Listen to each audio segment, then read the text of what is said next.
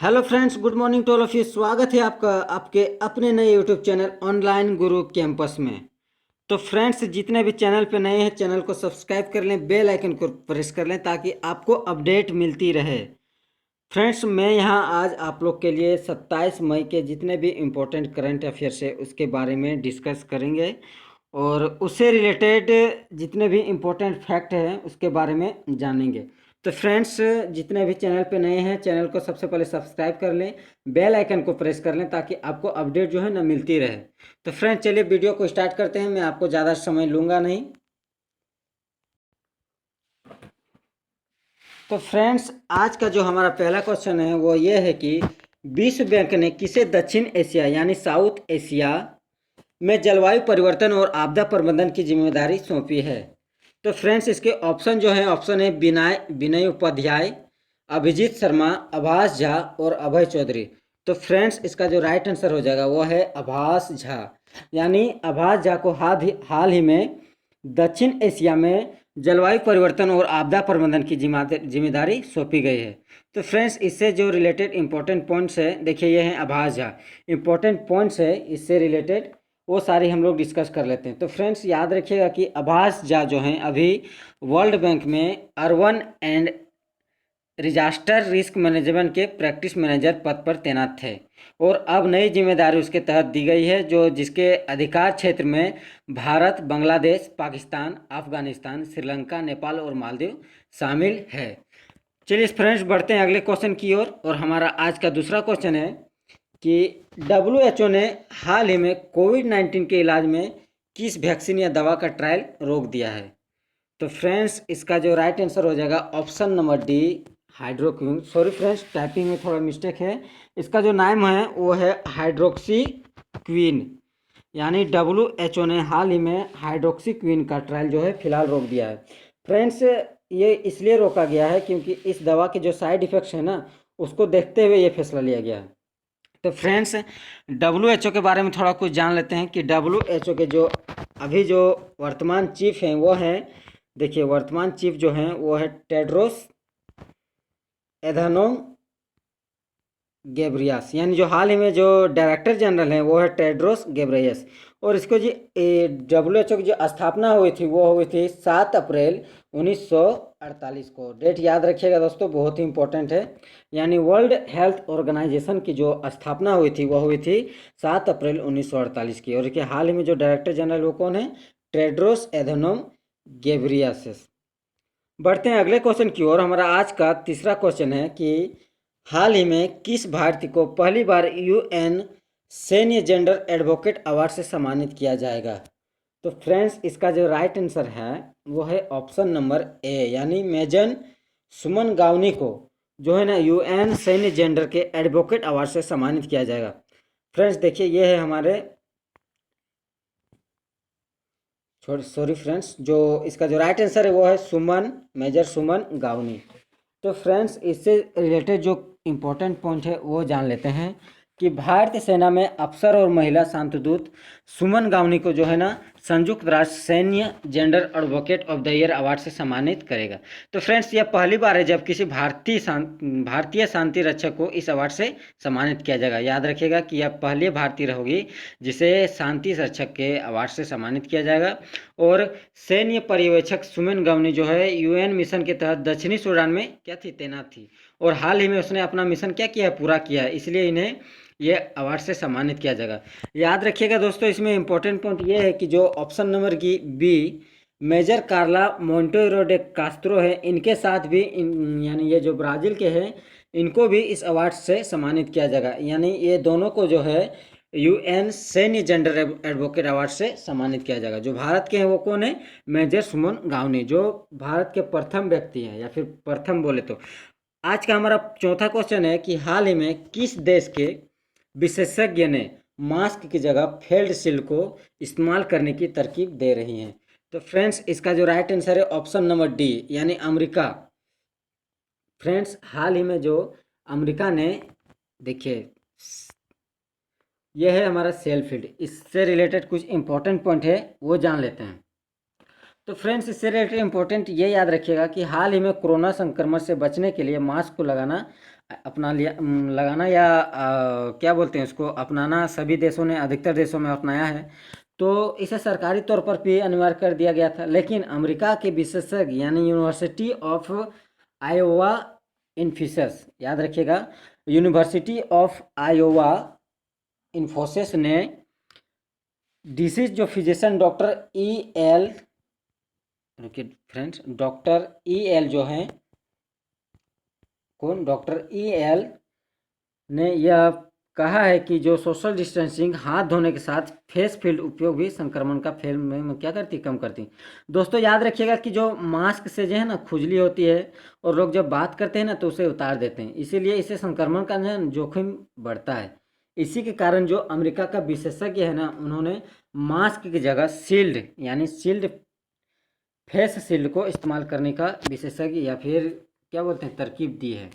बढ़ते हैं अगले क्वेश्चन की ओर और हमारा आज का अगला क्वेश्चन है क्वेश्चन नंबर 5 कि हाल ही में किस भारतीय हॉकी खिलाड़ी का निधन हुआ है। तो फ्रेंड्स हाल ही में जो हमारे बलबीर सिंह साहब थे उनका 96 वर्ष की आयु में निधन हो गया है। तो फ्रेंड्स इससे रिलेटेड कुछ इंपॉर्टेंट पॉइंट है वो जान लेते हैं कि जो बलबीर सिंह थे वो भारत हॉकी में 3 बार ओलंपिक स्वर्ण पदक विजेता हैं और ये जो है 96 वर्ष की उम्र में इसका सोमवार को निधन हुआ है। और याद रखिएगा दोस्तों कि इन्होंने 61 मैच में करीब 243 गोल किए थे। कितना, 243 गोल। और जो बलबीर सिंह साहब थे उन्होंने ओलंपिक में गोल्डन हैट्रिक क्या थी, दिलाई थी। याद रखिएगा दोस्तों कि बलबीर सिंह जो थे उन्होंने सीनियर लंदन 1948, हेलसिंकी 1952 और मेलबर्न 1956 ये सभी ओलंपिक में खेले थे और गोल्डन जीतने वाले पहले भारतीय टीम का क्या थे, हिस्सा थे। दोस्तों और एक चीज़ याद रखिएगा कि 1957 में जो पद्मश्री अवार्ड से सम्मानित किया गया था वो पहले व्यक्ति है, कौन है, यही बलबीर सिंह, यानी बलबीर सिंह को 1957 में पहले पद्मश्री अवार्ड से सम्मानित किया गया है। बढ़ते हैं अगले क्वेश्चन की ओर। देखिए हमारा बलबीर सिंह है। अगले क्वेश्चन की ओर हमारा अगला क्वेश्चन है क्वेश्चन नंबर 6 कि हाल ही में नेशनल पेपर विमान दिवस कब मनाया गया है। तो फ्रेंड्स हाल ही में 26 मई को जो है नेशनल पेपर विमान दिवस मनाया गया है। तो फ्रेंड्स इससे रिलेटेड कुछ इंपॉर्टेंट पॉइंट है वो जान लेते हैं कि 26 मई को मनाने वाला यह विमान दिवस उड़ने वाला कागज के विमान मनोरंजन का एक सस्ता रूप है। दोस्तों माना जाता है कि कागज के टुकड़े यानी हवाई जहाज का इस्तेमाल 2000 साल पहले हुआ था। दोस्तों अगर आधुनिक कागज विमानों के निर्माण की सबसे पहले ज्ञात तिथि अगर देखें तो वो कब है, 1909 में। और सबसे बड़ा पेपर विमान जर्मनी में बना था जिसका जो पंख है 59.74 फीट का था। तो चलिए बढ़ते हैं अगले क्वेश्चन की ओर और हमारा आज का 7वां क्वेश्चन है कि हाल ही में मोदी के कार्यकाल की पहली सालगिरह कब है। दोस्तों ये बहुत इंपॉर्टेंट है क्योंकि इस कार्यकाल में हमें कई बड़े बदलाव देखने को मिले हैं। तो आइए आगे हम लोग जानते हैं। तो फ्रेंड्स इसके जो ऑप्शन है, ऑप्शन नंबर ए 29 मई, ऑप्शन बी 27 मई, ऑप्शन सी 26 मई और ऑप्शन डी 30 मई। तो फ्रेंड्स इसका जो राइट आंसर हो जाएगा ऑप्शन नंबर डी यानी 30 मई। यानी 30 मई को जो है मोदी के कार्यकाल की पहली सालगिरह है।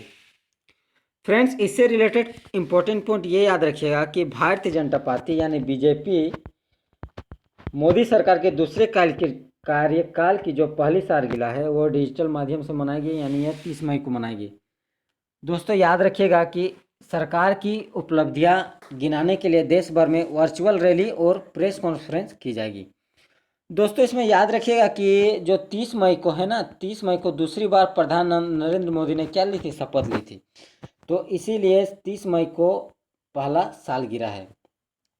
और दूसरी बात ये रखिएगा दोस्तों कि मोदी जी के दूसरे कार्यकाल में हमें कई बड़ी उपलब्धि मिली है। उनमें से 3 मैं आपको बताना चाहूँगा कि जो पहला था वो था आर्टिकल 370 का हटाना, दूसरा था 3 तलाक बिल पास होना और तीसरा जो था वो सबसे बड़ी उपलब्धि थी कि इस दौरान जो है ना राम मंदिर के निर्माण का क्या हुआ, कामकाज शुरू हुआ। तो फ्रेंड्स ये तीनों जो इम्पोर्टेंट पॉइंट है वो मोदी के दूसरे कार्यकाल में हुई थी, तो याद रखिएगा। बढ़ते हैं अगले क्वेश्चन की ओर। हमारा आज का अगला क्वेश्चन है क्वेश्चन नंबर 8 कि हाल ही में चांद की मिट्टी बनाने का पेटेंट किस भारतीय संगठन ने हासिल कर लिया है। तो फ्रेंड्स इसका जो राइट आंसर हो जाएगा वो हो जाएगा भारतीय अनुसंधान यानी अंतरिक्ष संगठन इसरो ने यह हासिल कर लिया है। यानी उन्होंने चांद की मिट्टी बनाने का पेटेंट क्या किया, हासिल कर लिया है। तो फ्रेंड्स इससे रिलेटेड इंपॉर्टेंट पॉइंट ये जान लेते हैं कि भारतीय अंतरिक्ष अनुसंधान इसरो के लिए बड़ी उपलब्धि है, सबसे बड़ी बात तो है। उसके बाद दरअसल जो है ना पृथ्वी की सतह और चंद्रमा की सतह में बहुत ज़्यादा अंतर था। ये पृथ्वी ये चंद्रमा इसमें क्या है ना मिट्टी में बहुत ज़्यादा अंतर था। इस वजह से जो रोवर और लैंडर के परीक्षण के लिए जो है ना आर्टिफिशियल अस्फॉइल की ज़रूरत पड़ती थी और आमतौर पर इस तरह की मिट्टी का आयात जो है ना अमेरिका से करना पड़ता था और यह मिट्टी बहुत महंगी थी। यानी जो अमेरिका है ना, याद रखिएगा दोस्तों, अमेरिका जो चांद की तरह दिखने वाली मिट्टी देने के लिए भारत से 1,000 रुपये प्रति किलो की मांग की थी। यानी 1 किलो का दाम अमेरिका ने कितनी मांगी थी, 1,000 रुपया। तो फ्रेंड्स बहुत महंगी था, तो इसीलिए जो है इसरो ने हाल ही में यह मिट्टी क्या खुद हासिल कर ली है। तो फ्रेंड्स अब ये जानिए कि दोस्तों ये मिट्टी बनी कैसी, मतलब कैसे बनाई हमारे भूवैज्ञानिक इसरो के वैज्ञानिक ने, तो वो थोड़ा मैं आपको बताना चाहूँगा कि भूवैज्ञानिकों ने पाया कि तमिलनाडु के पास सेलान के पास है ना, तमिलनाडु के सेलान के पास 2 गांवें हैं जिनका नाम है सितमपोड़ी और कुन्नामलाई। तो यहाँ पे जो है ना एंथ्रोसाइट पहाड़ियाँ पाई जाती है, यानी एंथ्रोसाइट की जो है ना चट्टान पाई जाती है। तो वहीं पे जो चंद्रमा की तरह मिट्टी बनाई जा सकती है, वहाँ पे उन्होंने परीक्षण किया और देखा। फ्रेंड्स याद रखिएगा इसरो से रिलेटेड कुछ इंपॉर्टेंट पॉइंट कि जो इसरो के संस्थापक थे वो थे विक्रम साराभाई थे, यानी विक्रम साराभाई साहब थे। और जी इसकी जो स्थापना की थी उन्होंने 15 अगस्त 1969 को इसकी स्थापना की थी। और इसका जो मुख्यालय है वो कहाँ है, बेंगलोर में इसका मुख्यालय है। और हाल ही में जो इसके प्रेजेंट डायरेक्टर हैं वो है कौन है, के सिवान, के सिवान यानी कैलाश विधुसियान, कैलाश विधुसिवान। याद रखिएगा सिंपल में दोस्तों, के सिवान जो है इसके हाल ही में प्रेजेंट डायरेक्टर हैं। और इम्पोर्टेंट पॉइंट इसमें ये याद रखिएगा दोस्तों कि इसरो में करीब 17,000 कर्मचारी एवं वैज्ञानिक क्या करते हैं, अभी भी कार्य करते हैं या फिर कार्यरत हैं। बढ़ते हैं अगले क्वेश्चन की ओर। और हमारा अगला क्वेश्चन है क्वेश्चन नंबर 9 कि हाल ही में किस देश ने कोविड-19 की वजह से 1 महीने से जारी नेशनल इमरजेंसी को पूरी तरह से खत्म कर दिया है। तो फ्रेंड्स इसका जो राइट आंसर हो जाएगा वह है ऑप्शन नंबर डी यानी जापान। तो जापान देश ने हाल ही में जो कोरोना वायरस में लगाया गया था इमरजेंसी, उसे क्या किया है, ख़त्म कर दिया है। तो फ्रेंड्स याद रखिएगा कि जो है ना जापान में 25 मई को ये ऐलान किया गया था कि जो नेशनल इमरजेंसी है पूरी तरह खत्म हो जाएगी। यानी जो यह ऐलान किया था वो जापान के जो प्रधानमंत्री हैं शिंजो आबे, कौन, शिंजो आबे ने यह ऐलान किया है कि 25 मई तक जापान में कोरोना वायरस की संख्या जो है ना 16,550 दर्ज की गई है और जो 820 लोग मर चुके हैं। तो इस दौरान देखते हुए जो यहाँ के प्रधानमंत्री हैं शिंजो आबे, इन्होंने यह डिसीजन लिया है कि जो जितने भी इमरजेंसी लॉकडाउन है उन्हें हटाया जाए। तो फ्रेंड्स याद रखिएगा जापान से इम्पोर्टेंट कुछ चीज़ें कि जो जापान की राजधानी है वो है टोक्यो, जापान की राजधानी टोक्यो है। और इसकी जो मुद्रा है वो है जापानीज येन। और इसके जो सम्राट है वो है नारुहितो, कौन है, नारुहितो, जो 1 मई 2019 को सम्राट बने हैं। और इसके जो पीएम है जिसे मैं बता चुका हूँ उसका नाम है शिंजो आबे, कौन, शिंजो आबे।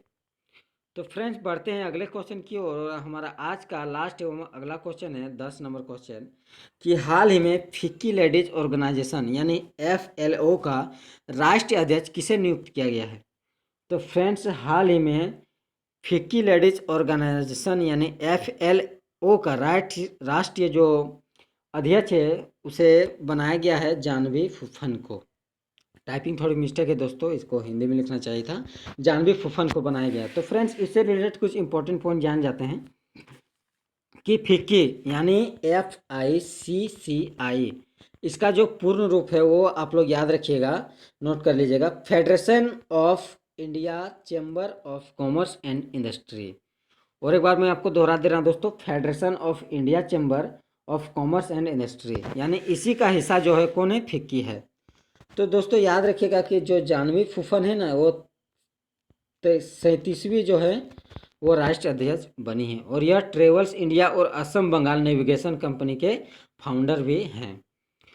फ्रेंड्स याद रखिएगा FICCI यानी फिक्की के जो प्रेसिडेंट हैं वो है संगीता रेड्डी, और प्रेसिडेंट सॉरी दोस्तों, इसके जो संस्थापक हैं उसका नाम है, क्या नाम है उसका, संगीता रेड्डी, और इसकी जो स्थापना की गई थी वो है 1927 में इसकी स्थापना की गई थी।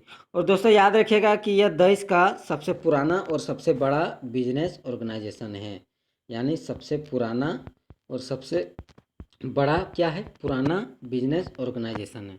तो फ्रेंड्स उम्मीद है कि वीडियो आपको अच्छी लगी होगी। वीडियो अच्छी लगी है तो चैनल को सब्सक्राइब कीजिए, लाइक कीजिए, ज़्यादा से ज़्यादा शेयर कीजिए अपने स्टडी ग्रुप में, और हमें सब्सक्राइब करके मोटिवेट करते रहिए कि हमने वीडियो अच्छी बनाई है। तो फ्रेंड्स कल फिर हम आपके सामने 28 मई के जितने भी इम्पोर्टेंट करंट अफेयर्स हैं उसको लेके आऊँगा, और उसके बारे में जितने भी इम्पोर्टेंट फैक्ट्स हैं वो जानेंगे।